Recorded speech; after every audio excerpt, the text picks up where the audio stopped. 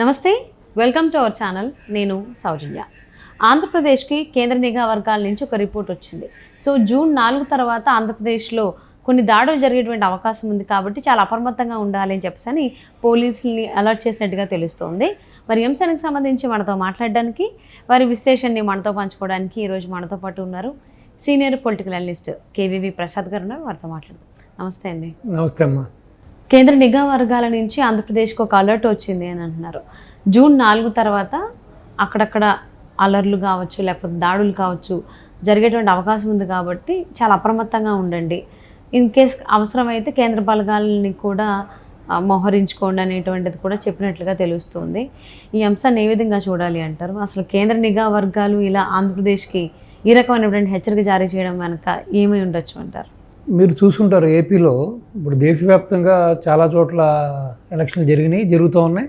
ఇంకా కూడా 2-3 ఫేజ్లు ఇంకా బాకీ కూడా ఉన్నాయి. అంటే మనకు జూన్ 1 వరకు కూడా ఎలక్షన్స్ ఉన్నాయి. సో ఇంతవరకు దేశంలో కూడా ఎక్కడా జరిగినటువంటి దాడులు, ఎక్కడా జరిగినటువంటి గొడవలు మన ఒక్క ఏపీలో మాత్రమే జరిగినాయి.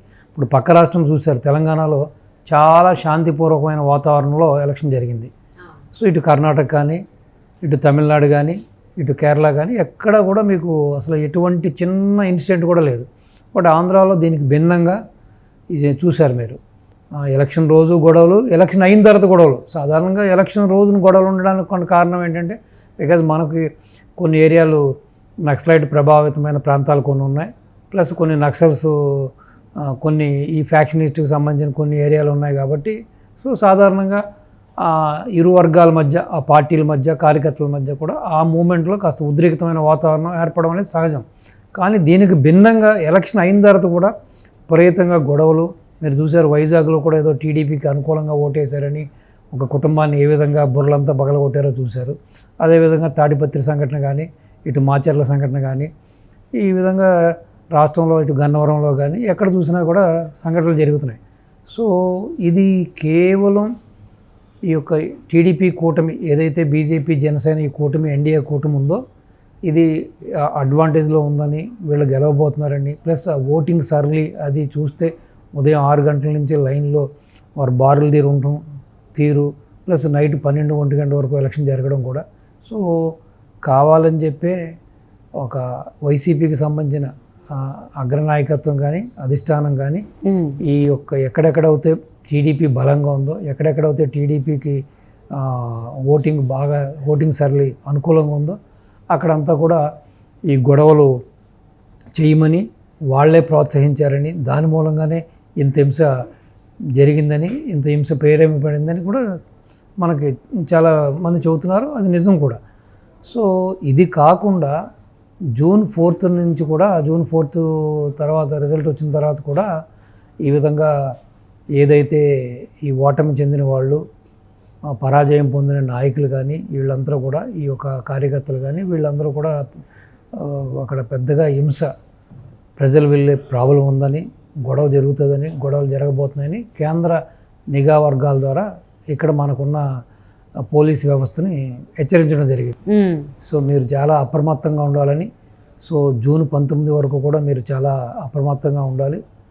ఎక్కడైతే సెన్సిటివ్ ఏరియాస్ ఉన్నాయో ఆ సెన్సిటివ్ ఏరియాలో కూడా మీరు ఇంకా ఎక్స్ట్రా ఫోర్స్ని డిప్లాయ్ చేసి జాగ్రత్తగా ఉండాలి. సపోజ్ మీ ఫోర్స్ సరిపోదనుకుంటే, మీరు కంట్రోల్ చేయలేదు, మిమ్మల్ని మించి గొడవలు జరుగుతాయని అనుమానం ఉన్న చోట, బాగా సెన్సిటివ్ ఏరియాస్ ఏమన్నా అక్కడ అవసరమైతే మీరు కేంద్ర బలగాల సహకారం కూడా తీసుకుని వాళ్ళని కూడా అదనంగా అక్కడ డిప్లాయ్ చేసి ఈ పరిస్థితులను చక్కదిద్దుకోవాలని చెప్పి కూడా హెచ్చరించడం జరిగింది. సో అంటే ఇంతకుముందు ఇలా ఎప్పుడైనా కానీ కేంద్ర నిఘా వర్గం ఏదైనా రాష్ట్రానికి సంబంధించి, అంటే ఎన్నికల తర్వాత కానీ, ఎన్నికలు జరుగుతున్న టైంలో కానీ ఇలా అలర్ట్ ఇచ్చిందంటారా? దాడులు జరగబోతున్నాయి అప్రమత్తంగా? ఇది అరుదైన విషయం అమ్మా. ఇది యాక్చువల్గా చెప్పండి అరుదైన విషయం. దరిద్రం ఏంటంటే ఏదో చిన్న ఎక్కడైనా చెదురుమదురు సంఘటనలు తప్పి ఇప్పుడు ఇన్ని చోట్ల దేశవ్యాప్తంగా ఎలక్షన్ జరుగుతూనే ఉంది ఇంకా. కానీ ఈ ఒక్క మన ఆంధ్రాలోనే ఈ యొక్క పరిస్థితికి కారణం ఏంటంటే, గత 5 ఏళ్ళుగా చూసాం మనం ఈ వైసీపీ ప్రభుత్వం చేసిన దాడులు, దాష్టికాలు, దౌర్జన్యాలు, ఈ హింస, ఇదంతా కూడా కేవలం ఏంటంటే యథా రాజా తథా ప్రజ అన్నట్టుగా ఇక్కడున్న నాయకులు వాళ్ళ యొక్క వైఖరి, దాని మూలంగానే ఇవన్నీ జరుగుతున్నాయి. అసలు ఎంతో పీస్ఫుల్గా ఎలక్షన్ జరిగే వంటి వాతావరణం ఉన్న కూడా ఈ విధంగా గొడవలు జరుగుతున్నాయంటే కూడా ఇప్పుడు ఈవెన్ మీకు వెస్ట్ ఈస్ట్ ఇటు విజయనగరం ఇటు వైజాగ్ ఇటు శ్రీకాకుళం ఇటు చిత్తూరు ఇటు ఈవెన్ బాబు గారి యొక్క కాన్స్టిట్యున్సీ ఏదైతే ఉందో అక్కడ కూడా నారావారిపల్లి కూడా అక్కడ కూడా మీకు ఆ కుప్పం ఒక ఏరియాలో కూడా ఎన్ని అసలు శాంతి కాముకాలు ప్రజలు వాళ్ళ పనులు చేసుకుంటారు. ఈ గొడవలకి కొట్లాట్లకి గోండాలకి రోడ్డు అటువంటిది ప్రతి చోట కూడా అక్కడ ఒక చోటని కాదు, ఇటు మీరు చెప్పినట్టుగా అటు శ్రీకాకుళం నుంచి ఇటు చిత్తూరు వరకు కూడా అసలు గొడవలంటూ తెలియని ప్రాంతాలను కూడా వీళ్ళు ఒక ఘర్షణ పూరితమైన వాతావరణం జరిగేలాగా గొడవలు పడేగా కొట్లాటలు కొట్టుకునేలాగా రౌడీజం ఒకళ్ళు చంపుకునే విధంగా కూడా వీళ్ళు చేసిన డెవలప్మెంట్ ఇదే. 5 ఏళ్ళలో చేశాము, 131 సార్లు బటన్ నొక్కాను, నాకు ఓట్లు వేయండి ఈ సీఎం అడుగుతున్నాడు కదా. కానీ ఇతను చేసిన ఘనకార్యం ఏంటంటే అసలు సమస్య పోయిన ఫ్యాక్సినిజాన్ని, సమస్య పోయిన రౌడీజాన్ని, గొడవలన్నీ కూడా సద్దుమణిగి ఎవరి బతుకులు వాళ్ళు బతుకుతుంటే మళ్ళీ ప్రేరేపించి లేనిపోయిన కులాల మధ్య మతాల మధ్య చిచ్చులు పెట్టి వర్గాల మధ్య గొడవలు పెట్టి సో లేనిపోయిన సమస్యలు సృష్టిస్తున్నారు ఈ వైసీపీ వాళ్ళు.